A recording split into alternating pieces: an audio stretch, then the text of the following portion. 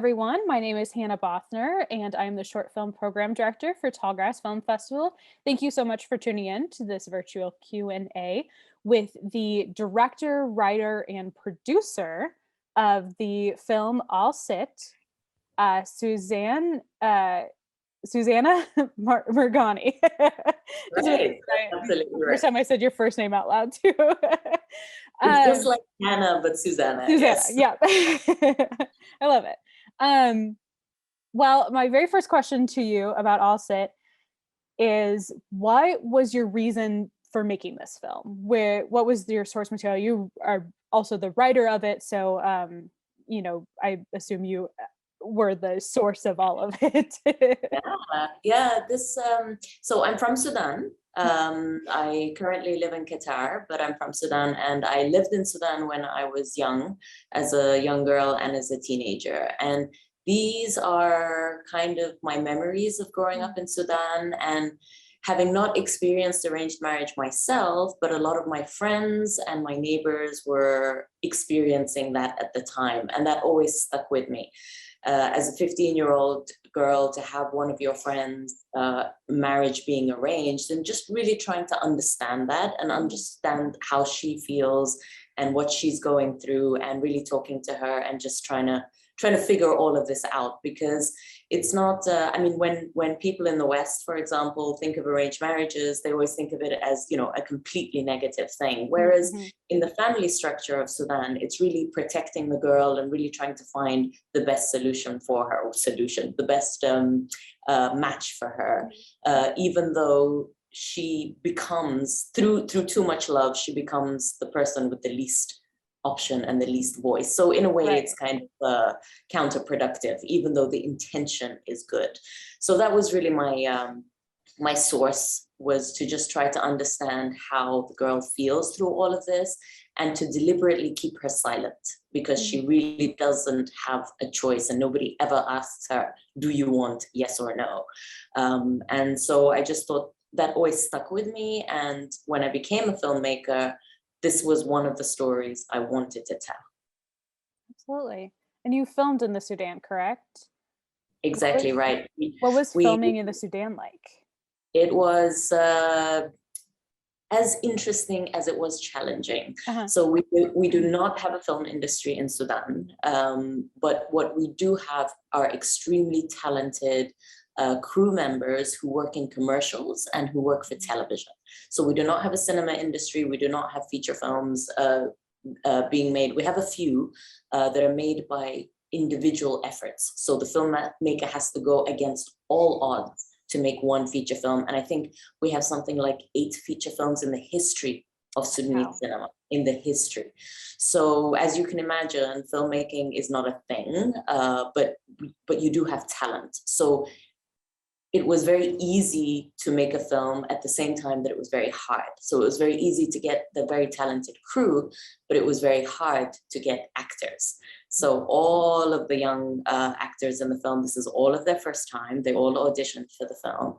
And the older actors are all stage actors. They all come from theater. So even though we have theater, they don't usually act for screen. So there's a whole different kind of process, and so it was learning for all of us together, which was also the beautiful part about filmmaking in Sudan, is that we were all learning everything from scratch. Absolutely. So what was that casting process like for both the younger uh, actors that it was their first time, and then the older actors that were stage actors? Did you know about these stage actors? Was it more of a call? And what was that casting process like for the younger?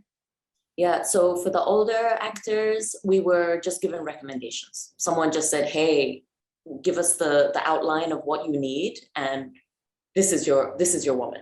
This is who you need. So we were just given direct recommendations, and we went with the person who obviously we loved the moment we saw Yeah. them. And for the younger actors, the main character, Mihad Murtada, and the young man, the businessman who comes along, and everyone under the age of 20, 25, all auditioned. And it was really interesting because we got hundreds of young men to audition for the businessman's Wow. part. because people want to be, young men want to be actors. They see this as a career goal. For the young girl, we got 5 young girls to Wow. audition. So it's not, it's not a calling. It's not a promise in Sudan that acting is your future, because it's not, nobody thinks of it as a career path, because there's no role models that have come before them to say that this Yeah, is actually okay. So we only got 5 girls, and of those 5 girls, we found our magical lead actress. that's incredible. I would have truly never guessed that that was her first role.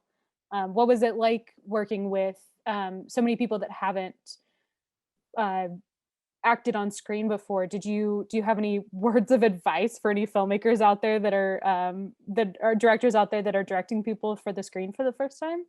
Yeah, I mean, it's really interesting because we lucked out because the young girl was playing a young girl in Sudan. So it wasn't too much to ask for her to act as her kind of her generation and herself. Whereas I'm sure if her role was something completely alien to what she knows, that would be a lot more difficult about working with the actresses. But she really was acting as a young 15-year-old girl in Sudan who understands what it's like to have to eventually maybe go through an arranged marriage. So I think for that reason, we were very lucky. But I mean, just in general, if you work with young actors who are enthusiastic and they don't have, this is the beauty of not having any role models, is that they come up with their own, way of acting, and no one tells them how to do it or what to Yeah, do. So that was a really fresh take, I think. absolutely. Um, I think your film has a really, really beautiful look to it. You know, within the camera and then the production design and just the general look of the film is gorgeous. Can you talk about how you captured that? Yeah, our cinematographer Khalid Awad is just, as I said, he's a highly professional DOP in the commercial world. So he usually works for commercials, which is a whole different ball game, and Mhm. it's so exact in how he has to deliver an image to a corporation or a company. Whereas in this film, he was giving us that talent, but for the love of a story. Which after speaking to the crew after making the film, everyone felt a really nice release, that they weren't bound by all those rules of the corporate, and that they were able to give in artistic form in a different way. Mhm. So yeah, we worked with some great art director Sarawad, and some really great costume designers and makeup artists. So it worked out well, I think. Incredible. And you have that scene in there with the cotton kind of like raining down almost. Can you talk about creating that and filming that scene? Yeah, it was the last thing we shot. It Oh was actually wow. the very last scene we shot. We made a mess of the whole road. It was just we tried to figure out how to do this. Apparently, there are things called snow machines, like fake Hmm. foam snow machines that Yeah. we couldn't get a hold of in Sudan. We just could not get a hold of one of these things. So the next best thing was to actually use cotton and feathers Mhm. and to blow them around. Our DOP's original idea was to get like a little plane, a pesticide plane. Yeah. But this was an actual neighborhood where people Uh-huh. live. This was 1 a.m. And so anyway, that was out of, but then we thought, you know what, at some point someone wanted to propose that we do VFX, and I don't Mhm. think that was necessary. Yeah. It's not that film. It's just the idea. It's a symbol, right? Mm. So as long as you can convey that symbolically, then 1 or 2 pieces of cotton is really enough. Yeah, absolutely. And it's beautiful. I always love, I mean, I think VFX is so cool, but I always love when people can do things practically and the stories that come out of it and the idea of a prop plane and flying over this poor town at 1 a.m. in the morning. Um I a question My next question is what do you hope that people, it's kind of twofold. What do you hope that people take away from your film? And kind of related to that, what are you most proud of about your film? Um, what do I want people to take away? I mean, anything you want, as long as you go back to your 15-year-old self and you really just want to find that personal freedom, you Mm, know, and I think that's something we all want as young teenagers. It's just give me my space, give me my choice, whether it's in the smallest decision making or if it's something that's going to change the course of your life, just personal choice. And then what am I most proud of? We don't have many films coming out of Sudan, so I'm really proud of the fact that we made this together and that we're showing it to the world, and that you get to see Sudan and people around the world get to really see Sudan on screen, which is very rare. absolutely. So I have this film in the relationships block, of course, as people saw.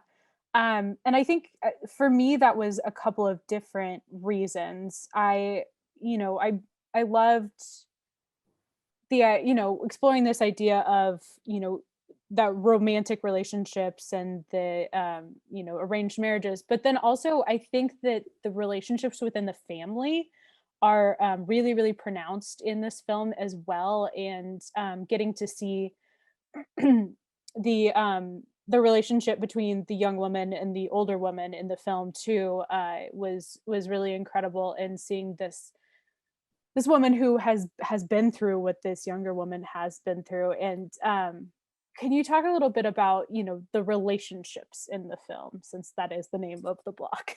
Yeah, and that's what this film is all about. And Sit is all about relationships. It's about relationships within the family, and then it's about relationships between Sudan and a foreign other coming. So it's Sudan is a very how should I say? We were colonized. We were colonized Mhm.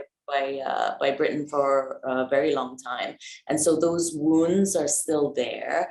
And so when this young man comes from abroad, it's almost like the grandmother sees it as a second colonialism, and then she tries to protect the daughter. So it's too much love will kill you as well, you know. So it's this kind of protection of the family relationships. But what I really wanted to show with the women, especially in this film and in the same family, is that we have a grandmother, a mother, and a granddaughter, and they Mhm. each have extremely different perspectives on life.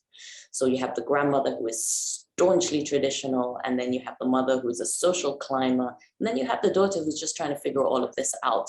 And to have all these different philosophies of life in one small household, I think is really interesting to look at. Absolutely. Well, I want to thank you so much for being here with us today and for sharing your incredible film with us, and then sharing your some knowledge you've learned along the way about the film and the making of the film too. My final question for you is, what are you working on next? What can we expect from you? And where can we find you? Do you have anything to plug? Yeah, well, El Cid is a proof of concept for my first feature, which is called Cotton Queen, and it's the same characters in the same world, but it's a different story. And because I knew that people don't give funding or money to unknown filmmakers, I really just wanted to create a kind of calling card concept film. So I do have a feature that's in development at the moment called Cotton Queen, and you can keep in touch, I guess, on Instagram, Susanna Margani.